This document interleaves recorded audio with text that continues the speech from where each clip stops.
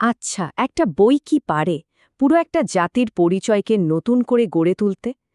আজ আমরা ঠিক এমনই এক অসাধারণ বই আর তার পেছনের গল্পটা শুনব।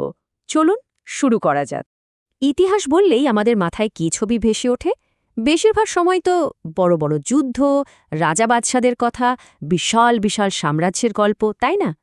কিন্তু একটা প্রশ্ন থেকেই যায়, ওই যে সাধারণ মানুষগুলো যারা মাঠে ফসল ফলাতো, গ্রামে নিজেদের ছোট্ট জীবনটা গুছিয়ে নিয়েছিল, তাদের গল্পটা কোথায় গেল? আর ঠিক এই জায়গাতেই একজন ঐতিহাসিক এসে পুরো ধারণাটাকে চ্যালেঞ্জ করে বসলেন। তিনি দেখালেন যে একটা জাতির আসল ইতিহাস তো রাজা বাদশাদের দলিলে না, সেটা লেখা থাকে ওই সাধারণ মানুষগুলোর প্রতিদিনের জীবনে। কে ছিলেন তিনি? তিনি হলেন ডক্টর নিহার রঞ্জন রায়, একজন প্রগতিশীল চিন্তাবিদ, যিনি ইতিহাসকে দেখার চোখটাই বদলে দিতে চেয়েছিলেন। তার সবচেয়ে বড় গুণ ছিল তিনি ছিলেন ঐতিহাসিকভাবে নিরপেক্ষ, মানে কোনো ধর্ম বা গোষ্ঠীর দিকে না ঝুঁকে তিনি সত্যিটা তুলে ধরেছেন। আর এটাই তার কাজকে একটা অন্য মাত্রা দিয়েছে, যা সচরাচর দেখা যায় না। বইটার দর্শন বুঝতে হলে এর নামটা খেয়াল করতে হবে। দেখুন, নামটা কিন্তু বাংলার ইতিহাস নয়, নামটা হলো বাঙালির ইতিহাস। ছোট্ট একটা পার্থক্য মনে হচ্ছে, তাই না? কিন্তু এর মধ্যেই লুকিয়ে আছে এক বিশাল দৃষ্টিভঙ্গির বদল। তিনি আসলে কোনো ভূখণ্ড বা অঞ্চলের ইতিহাস লেখেননি, লিখেছেন সেই ভূখণ্ডের মানুষগুলোর ইতিহাস। এটা শুধু নামের বদল না, এটা ইতিহাসকে দেখার একটা বৈপ্লবিক পরিবর্তন। তো এই যে নতুন দৃষ্টিভঙ্গি, এটা বইটাকে ঠিক কিভাবে আলাদা করে তুলল? উত্তরটা খুব সহজ।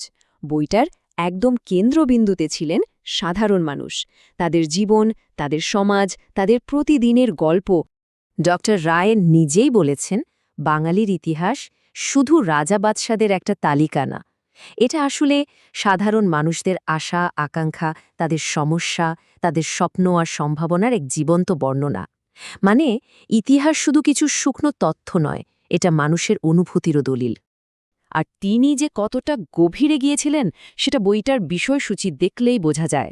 দেখুন একবার, ভূমি আর মানুষের বসতি থেকে শুরু করে তখনকার সমাজ ব্যবস্থা, কৃষি, অর্থনীতি, ধর্ম, আচার অনুষ্ঠান, এমনকি শিল্প, সঙ্গীত, নৃত্য, কিছু বাদ দেননি।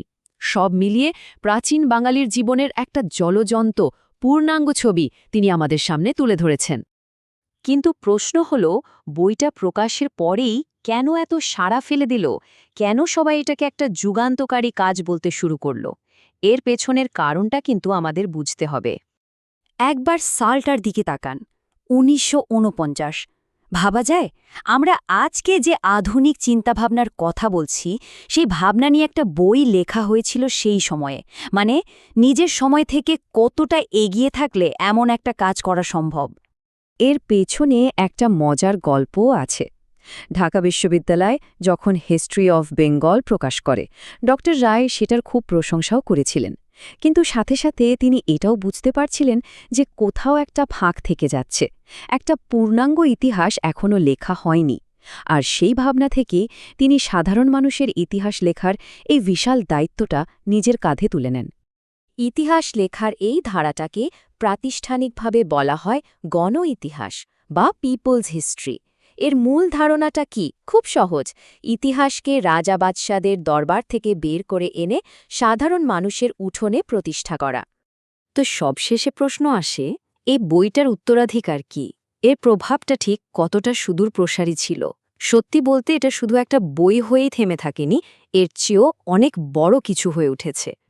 বইটার সবচেয়ে বড় অবদান হল এটা বাঙালিকে নিজেদের নতুন করে চিনতে শিখিয়েছে।